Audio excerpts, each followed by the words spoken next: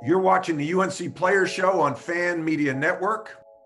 I want to welcome back George Lynch, starter on the 1993 National Championship team and longtime NBA player. I'm Matt Doherty, starter on the 1982 National Championship team and former Tar Heel head coach. George, welcome back. Glad to be back, Coach. It's been a bumpy ride for our Tar Heels. You know, they show promise and then they play like freshmen.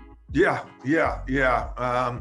And just to let the audience know, we took a little bit of a siesta for a couple games. I took my wife to the beach down in Destin.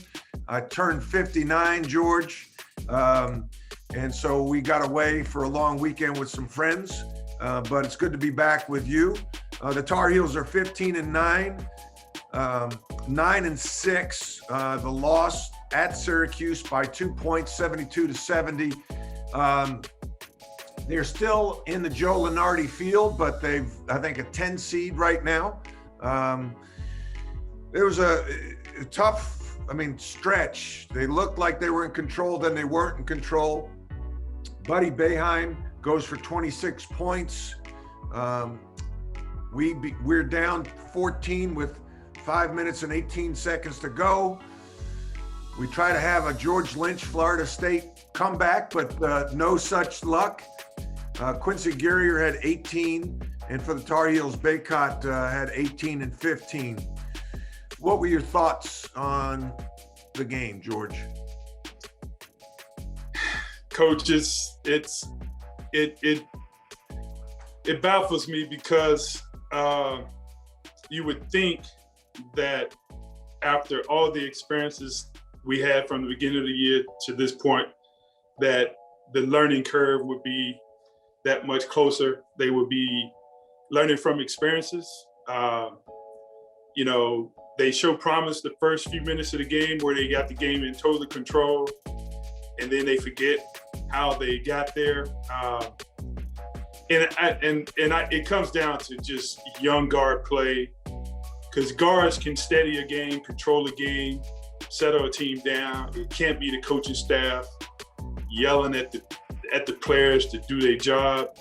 You almost have to have great leadership and great guard play from your seniors to overcome something like this. Yeah.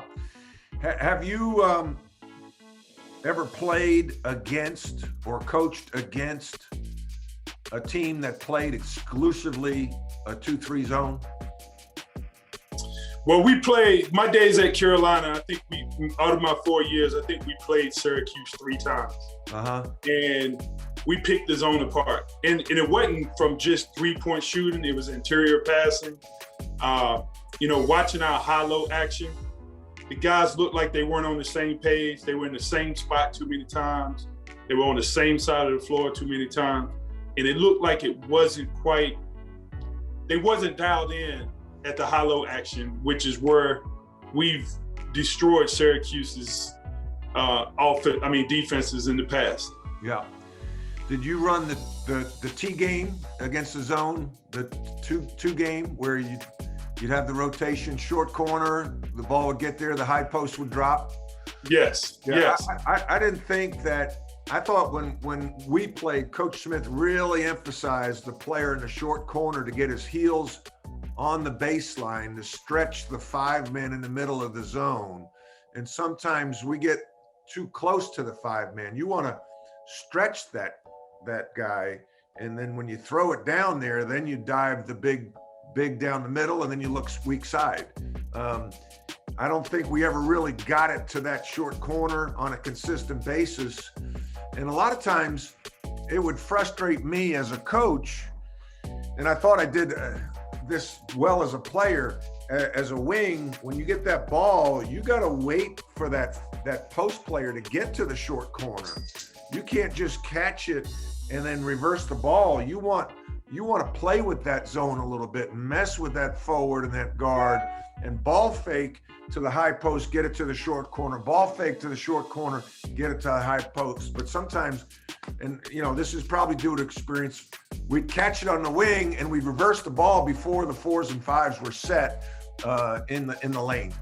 I don't know. Yeah, and we weren't patient enough for our bigs to, you almost have to play the game with the zone. You have to move them, get them confused, set a screen every once in a while. We were catching the ball, and because we caught it, we thought we had to shoot it. Yeah.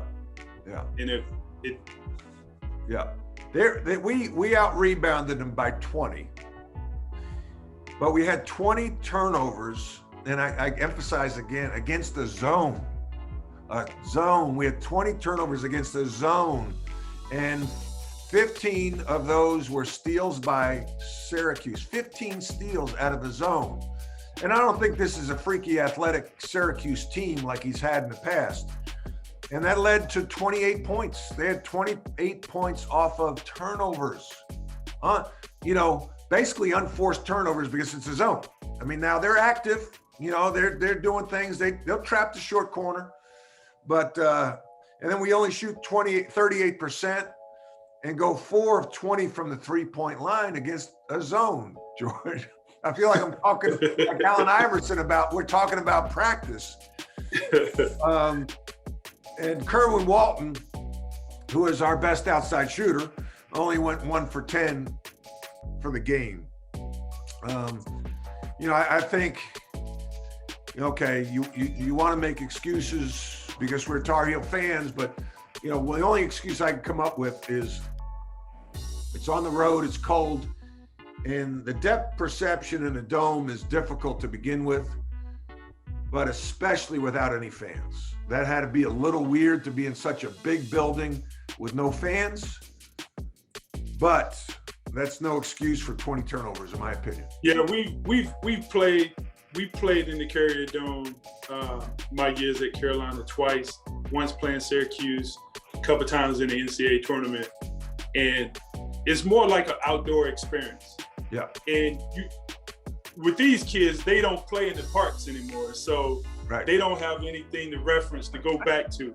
To me, it was like heaven. It was like bringing back childhood memories in the park, hooping.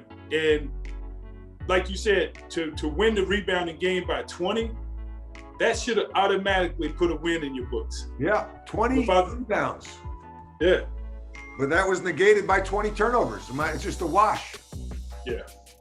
To host a player show or appear as a player on a player show, simply create a profile on Fan Media's iOS app or website. Select your teams and make a short intro video on your phone. Show hosts, reporters, former players, and superfans can use our Get Verified feature and make an intro video as well, and our mobile newsroom staff will reach out.